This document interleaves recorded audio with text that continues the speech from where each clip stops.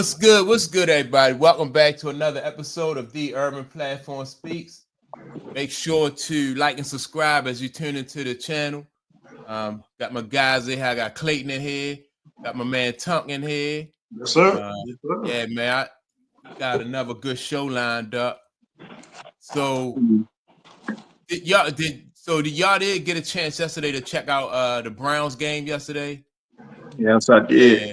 I did. I saw the highlights of it. What's your take on? Yeah, Clayton. Yeah.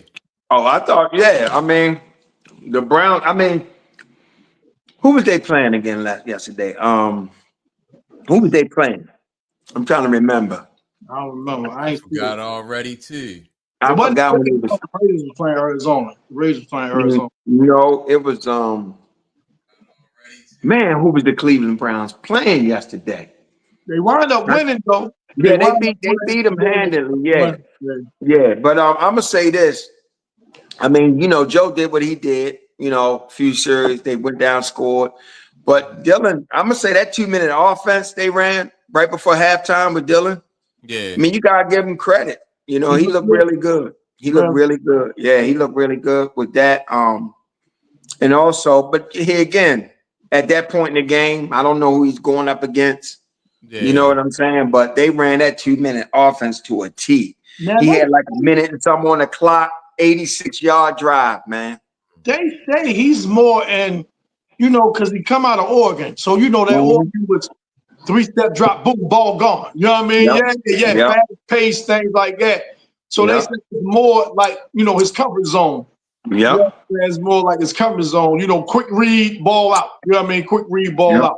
So. And he threw 2 darts at the end of that drive, one to set up the score and the touchdown pass. I mean, I'm gonna give Shedeur a lot of credit. He took accountability for the 5 sacks he suffered. He was saying, he had 5 sacks. Yeah. Yeah, he didn't look good at all, but he running for his life. He out there with guys. Yeah, that's not going to be blocking for him. That's not necessarily going to be on the team. And yeah. Well, let me ask y'all this though. Do y'all think, because this not just an NFL thing for him, right? Like sometimes, do y'all think he hold on to that ball a little too long? Yes, he was doing that in college. Yep. And then he not elusive like some quarterbacks like a Lamar, whereas though. Some of those linemen just as fast as him. Yes, sir. He don't have that speed. He don't have that breakaway speed where I saw one he took, and then he hold the football like a loaf of bread too. And I saw one he took, but it was all highlights. It was all highlights. So when the guy got to him, I'm like, man, don't drop it. You know what I mean? I was just saying, like, man, don't drop the ball. Because the way he was holding it. Yeah. Yeah, Mike, you're right though. A lot of them linebackers and defensive linemen, faster than him, just as fast. Be motoring. I was like, them big dudes be rolling, and then you got a dude that's like 300 plus pounds, some of them almost 4, and when they fall on you, man, they ain't even gotta hit you hard. They just fall on you. That's what I was saying, man. That's how you got to get the ball away, so you just don't take that kind of punishment. I'm not even talking. That, you know what I'm saying? Just like you ain't just getting hit or fell on. You know what I'm saying? That. Because enough of that. You get 5, 6, 7 of them a game. You know what I'm saying? Forget the sacks. You just get those.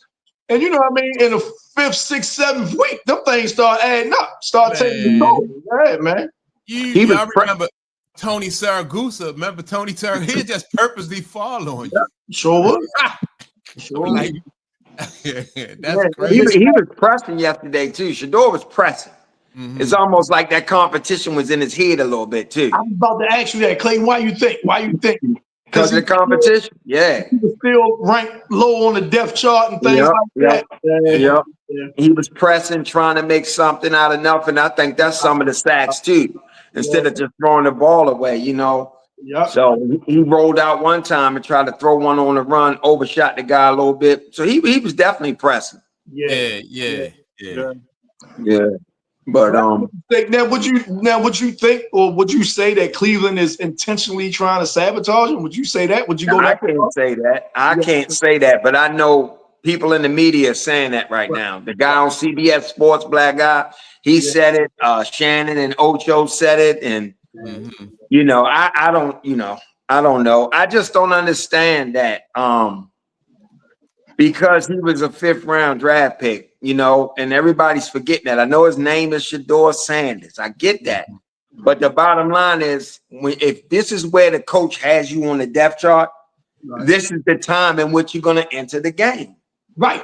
Yeah. Right. And these are going to be the guys that you're playing with. That's right. That's You right. know, so, Yeah. I don't know. The bigger question is, did you guys hear Eric Dickerson? He came out and he spoke to your point, Tunk, last week, what you were saying about the collusion. He said that somebody told him from NFL circles that teams were told not to draft him. Dang. Yeah. Yeah, I saw that. That's coming from Eric Dickerson. Now, why you think Clayton and Mike, why you think it's getting leaked now, though? Why you think it's getting leaked now? You know what I'm saying? As opposed to when it, you know what I mean, what was going on. You know, everybody looked at, man, there's something kind of fishy going on. You know what I'm saying? Yeah. Like I said, I didn't think he was a 1st rounder, but I thought he was like going to be like in the 3rd round or something like that. He definitely ain't no 5th rounder. You know what I'm saying? He definitely ain't no 5th rounder, but, you know, yeah, man. And see, true or not, you know, once you get a label, man, it's just hard to shake. It's just hard to shake, man, whether it's true or not. Now, I tend to believe he didn't show up to no interviews, no entourage, right? I don't think he would be that arrogant. You know what I'm saying? Lack of a better term. I don't think he would be that foolish. You know what I'm saying? For somebody to say he showed up with an entourage, it's easy to believe. You know what I'm saying? He showed up with an entourage. It's easily believable. So he's like, man.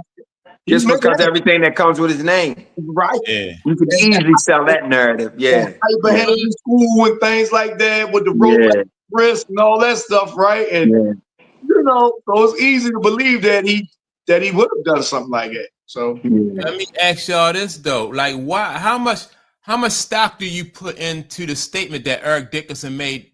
Not to say that he's lying, right? Somebody lied to him. Yeah, I mean, like, all right, so he's saying that somebody told him that there's conspiracy and not to you know, draft him. Like,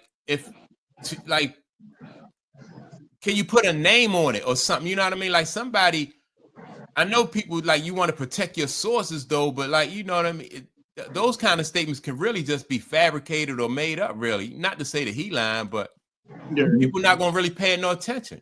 But what I give it credit because number one, where he got drafted and who drafted him. See, because I look at where he got drafted 5th round. That's only a couple rounds, you know what I mean, before you're not getting drafted at all. You know what I'm saying? And they talk about everybody that passed on him. Cleveland passed on him 4 times too. Right. You know, they like, you know what I mean? It wasn't Cleveland first pick. Right. And Cleveland went outside the box, colored outside the lines, if you will, with that Deshaun Watson contract. Yeah. That's another quarterback position. They went above and beyond with that because the highest offer that Deshaun had, he was on his way. He was on his way to Atlanta. On his way to Atlanta, and it wasn't even a $200 million deal. It was like 190 something. And then the deal came down with Cleveland. And he told the pilot, turn this motherfucker around. You know what I'm saying? And he had control over the trade too. Because he had no trade clause. So he approved the Cleveland trade. Yep, because of more money. So being that it's Cleveland at the helm of both of these deals, both of these signings, if you will, I tend to believe it may have been like, don't draft Shedeur, and Cleveland like, nah, we're going to do what we want. Because if y'all remember, a lot of owners was mad at that owner in Cleveland for signing Deshaun to that contract because they figured it was going to take the market up. You know, the market was going to explode after that. Right. And it has. Because every quarterback now say, look what Deshaun got. I'm better than him. You know what I'm saying? Look what Deshaun got. I'm better than him. So the owners was mad about that.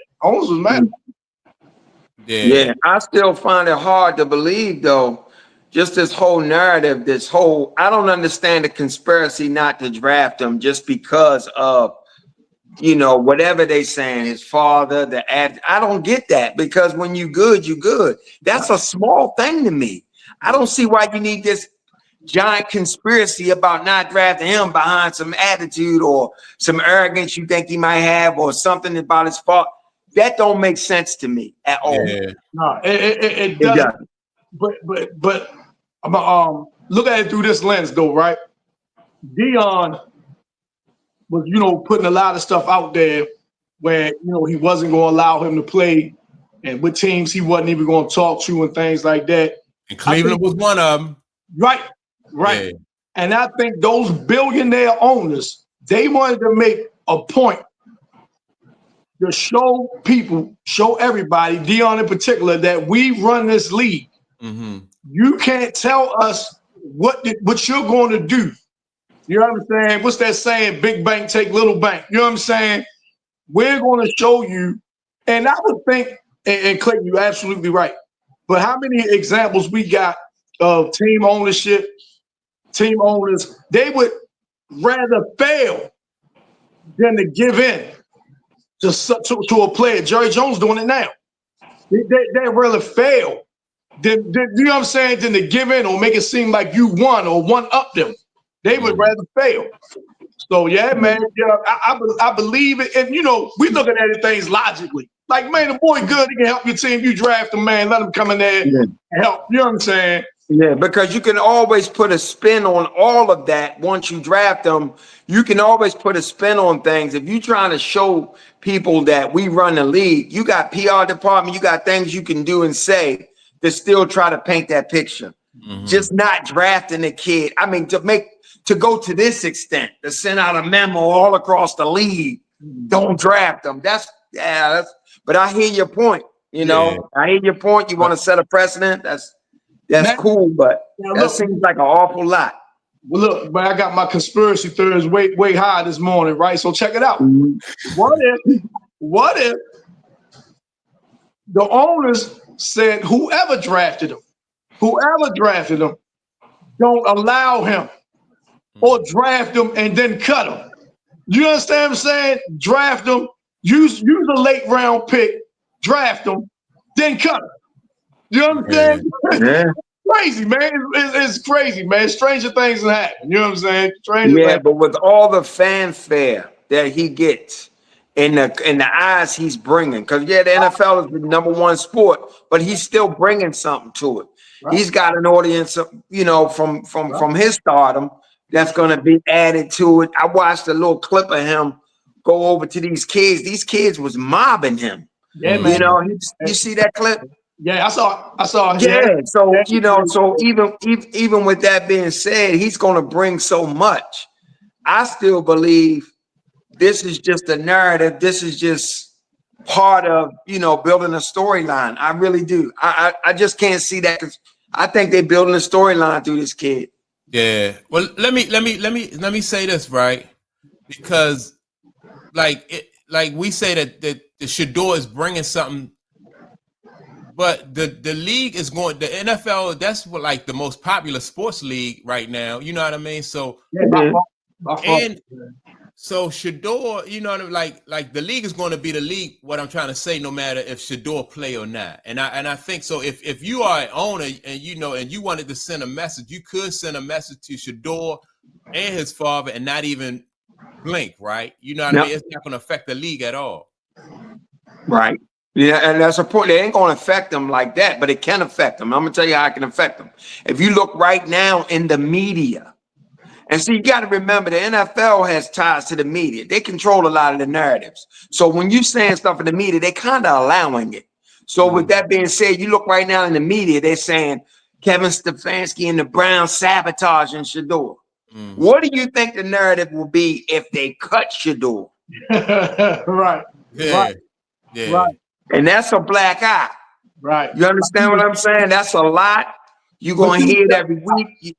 Clayton, you can justify if they do cut him. I'm not saying that's going to happen. But if they do cut him, it's going to go back to, well, he was a 5th round pick.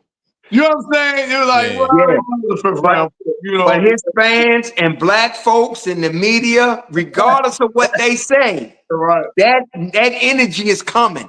Right. Yeah. Well, But, go ahead, Mike. Go ahead. Well, and that's what I'm saying. And so we talking about we talking about people who know this, right? So why even draft Shedeur when you know once you get him in that locker room, it's gonna be hell to get him out of there without a big scandal. You know what I mean? That's my point. That's my point. Mm-hmm. He's showing well. You know what I mean? He's showing well. You know what I'm saying? But that backlash from the fans and you know what I mean, the media. The media. Mm-hmm. But I don't think it would just be a speed bump though in the whole in that NFL machine. It would just be a speed bump. Now, how long would it last? A whole season? 2 seasons?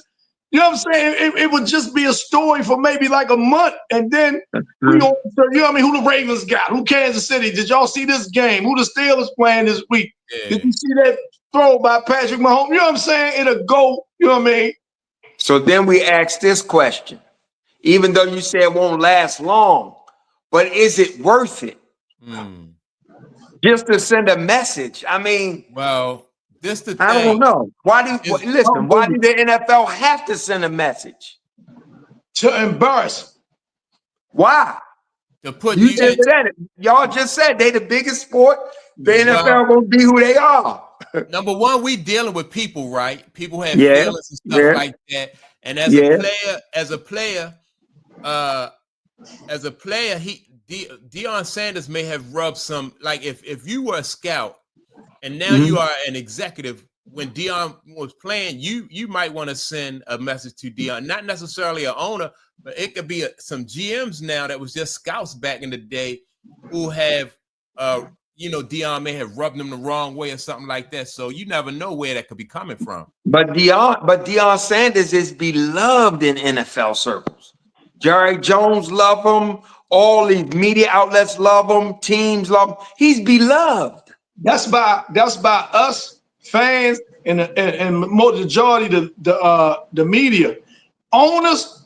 I'm gonna tell you one thing. Now you know how bad you know how bad the Giants need a quarterback, right? I think even if they ain't get my man from Miami, right? He wasn't coming out or whatever. No, they didn't even get him. Tennessee got him. But my point is, the Giants wouldn't have drafted Shedeur no matter what. Because when Deion came out, you know, that's the Wellington Mara family. The Mara family own them. When Deion came out, they wanted Deion to come in, whatever. Yeah. Said, man, where you picking? I'm picking 10. Man, I'll be gone by I ain't gonna be here. I remember that. So them owners got long memories. You know what I'm saying? And them owners, you know, that's like a family-run organization, like the Steelers with the Roonies and stuff, right? And they got long memories, man. And they like, no, we're not taking no Shedeur Sanders, no matter what. And I think that Jerry Jones love him for sure, but I don't think and he's loved here in Baltimore. He's loved in DC. The Commanders took him. The Ravens signed him. You know, he's got relationships all around the league. Yeah, he might left a sour taste in the Giant on him out. I'm not doubting that. I'm not doubting that. You know, it's beloved, man. I think when we come down to the bottom line, I can't speak for Atlanta's another spot that love him. Atlanta's beloved. I can't say, you know what I mean, the Seattle Seahawks owner love Deion or the New Orleans Saints owner love I can't say that. I can't go. I can't go far with it. But no, you make interesting point though. You make beloved, man. I'm telling you. So I think it's more us that love Deion than the ones that own them teams, though. I think it's more so us. Well, you know how they feel. Ownership, billionaires, they don't like an African-American man believing in himself and being that confident. Some will call it arrogance, but being that confident, that does ruffle feathers. Right. And you know what comes from? Stay in your place type thing. You know what I mean? Stay in your place, be seen and not heard type thing. Let's say this, though. But when you're a billionaire, right? You know, to me, it's hard to become a billionaire having personal feelings and not having thick skin and allowing your emotions to be involved in stuff. businessmen they're not that emotional. It's by any means necessary. So to even be holding a grudge because a guy said, I'm not going to be there by the time y'all draft, or looking at this guy like he's arrogant, I just don't think billionaires feel like that. Like that's why it's a small, huh? Let me push back on that. But that's why it's a small percentage of them. Yeah. They don't move through life like a lot of people. But go ahead. That's true. They don't move through life like a lot of people. But anytime, whether it's a man or a woman, anytime a man or a woman has leverage, most of the time, when they have leverage, they're in a position to exercise their power, they're going to do that. And so some of the most petty people are people who are like wealthy people, and you hear that, and they have some of those guys. You hear about Donald Trump, like Donald Trump is a person, and Elon Musk. They two people who are very sensitive people. So like if you say something to them that they don't like, they may hold on to it and come back at you later on at another day. Even Michael Jordan, that is that same way. Tom Brady, they say, like that's how they got to be the way they are, because they take certain things that me and you may allow to wash off our back. They take those things personal. They use those for motivation, and then later on, if they have an opportunity for that to manifest and come back, then yeah, they're gonna make you pay for that. Like Michael Jordan, he did everything was a challenge to him. Everything was personal. Mm-hmm. Same thing with Tom Brady. Yeah, but Mike was making up stuff too. But I understand that. Yeah, I understand that when you're a competitor, right? And I guess you could say billionaires competitive. You're very ego driven when you're competing. I get that. Right, yeah. But here again, I don't know that Donald Trump is the type of person I'm speaking of. I think the people I'm speaking of are people that's kind of behind the curtain. They don't even want fame, and they don't even want to be seen. They just are extremely wealthy and making things happen, but they're not enamored with being a celebrity or being known. You know what I'm saying? And with that situation, that's a person that's not being driven by ego that much, because has no desire to be known, So some of these owners around the league, we only know a handful of them. We don't know most of them. No, That's right. And another thing